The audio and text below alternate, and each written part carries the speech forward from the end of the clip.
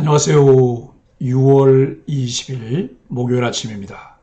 말씀과 함께 새롭게 오는 소망의 아침을 시작하겠습니다. 찰스 콜스는 대적과의 전쟁이나 빈곤과의 전쟁보다 더 어려운 전쟁은 신앙과 윤리를 지키기 위한 전쟁이다라고 이야기합니다.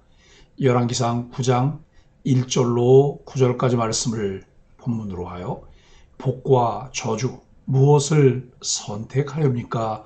라고 하는 주제로 함께 은혜를 나누기를 원합니다.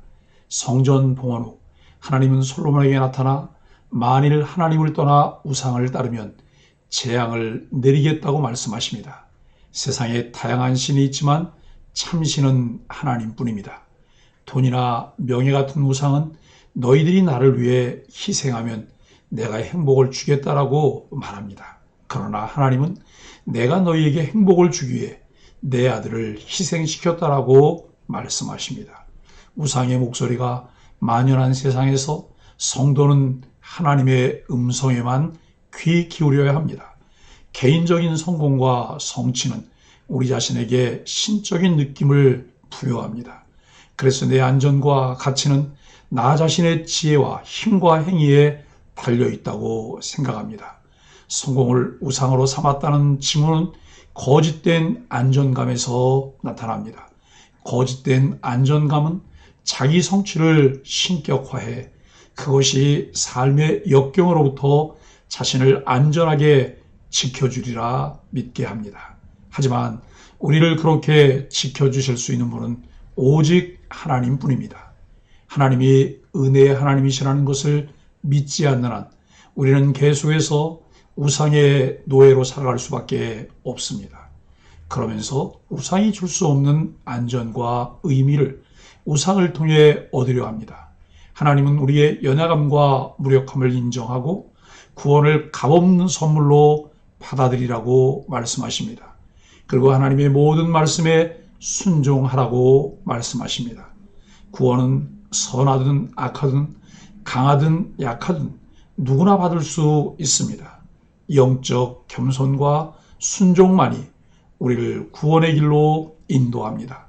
우리 그리스도인들의 기도에 하나님이 응답하십니다. 물론 그 시기와 방법을 기계적으로 정의할 수 없지만 성경은 반복적으로 하나님의 응답을 말씀하고 있습니다. 이는 성도들에게 주는 강력한 희망의 메시지입니다. 하나님이 성전에 눈과 마음을 두겠다고 약속하셨으므로 성도들은 하나님께 기도하면 하나님이 반드시 들으신다는 사실을 믿어야 합니다. 성도들은 사역을 마무리할 때 하나님의 승인을 받는 것이 중요합니다. 봉헌식 본문과 하나님이 솔로몬의 기도를 받으신 본문은 하나님이 응답을 통해 성전의 소유권을 명시하셨음을 말해줍니다. 하나님이 성전과 기도를 받으심으로 솔로몬의 사역을 승인하셨습니다.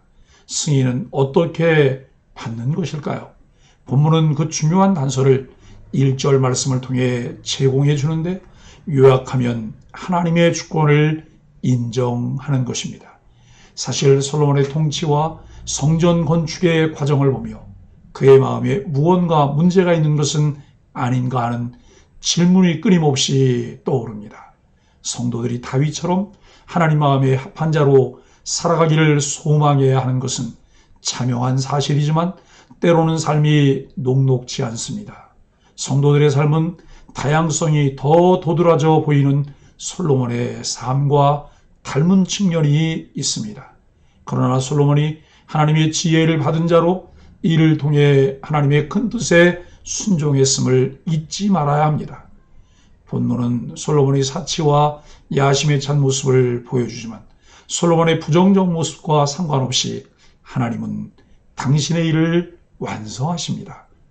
이는 성도들이 하나님의 주권을 믿어야 함을 가르쳐 줍니다. 그 믿음은 말씀에 순종하는 삶으로 나타납니다.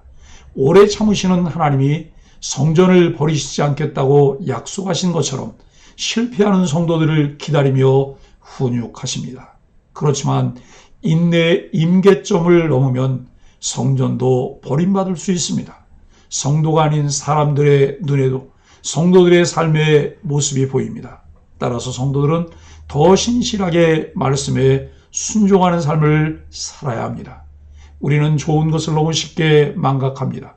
좋은 것을 계속 붙잡고 누리면 더할 나위 없이 좋을 텐데 어느 순간 좋은 것을 버리고 악한 것을 택해 스스로 재앙을 불러오기까지 합니다. 하나님의 사랑은 우리에게 복의 길을 알려주고 재난의 길을 피할 방법도 알려줍니다. 그럼에도 불구하고 이스라엘은 스스로 악한 길로 나아갑니다. 1절로 5절은 순종에 대한 당부입니다. 하나님이 다시 솔로몬을 만나 주셨습니다. 솔로몬이 자기가 원하던 일을 다 마친 때였습니다. 개인적으로 바라던 일도 신앙적으로 해야 할 일도 성공적으로 다 마무리했습니다. 바로 그때가 하나님을 만나야 하는 때입니다. 그의 인생은 성공적이었습니다. 본인도 만족스러웠고 주변 사람들에게도 부러움과 칭찬을 받았을 것입니다. 그런데 바로 그때 하나님을 잊기 쉽습니다. 하나님이 주신 선물은 기억하면서 정작 그 선물을 주신 하나님을 잊는 실수를 범할 수 있습니다. 솔로몬에게는 만족스러운 지금 이 순간이 어쩌면 가장 큰 위기일 수 있습니다. 성공의 지혜, 하나님을 잊어서는 안 됩니다. 가장 만족스러운 순간에 모든 복의 근원이신 하나님을 반드시 기억해야 합니다. 하나님이 성전에 대해 말씀하십니다. 그런데 솔로몬의 수고와 업적을 칭찬하시는 것이 아닙니다. 하나님은 솔로몬의 기여를 말씀하지 않으십니다. 오히려 그 성전의 가치는 하나님께 있으며 하나님이 성전을 어떻게 사용하실지 말씀하십니다. 성전의 가치와 영광은 건물과 장식에 있는 것이 아니라 성전을 택하시고 거룩하게 구별하시며 당신의 이름과 영광을 그곳에 두신 하나님께 있습니다. 성전은 하나님이 눈길을 두시고 백성의 모든 기도를 들으시는 곳이며 마음을 두시고 백성을 향해 사랑을 베푸시는 곳입니다. 그것이 성전의 가치이며 영광이며 목적입니다. 하나님이 이제 솔로몬에게 복과 경고를 동시에 말씀하십니다. 이 말씀을 하시기 위해 솔로몬을 만나셨습니다. 하나님은 솔로몬이 다윗처럼 하나님의 말씀을 순종하고 지키면 다윗의 왕위를 영원히 견고하게 하겠다고 약속하십니다.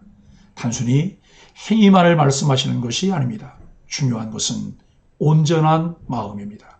솔로몬의 마음은 하나님께 온전히 향해야 합니다. 하나님만을 사랑하고 기뻐하며 섬겨야 합니다.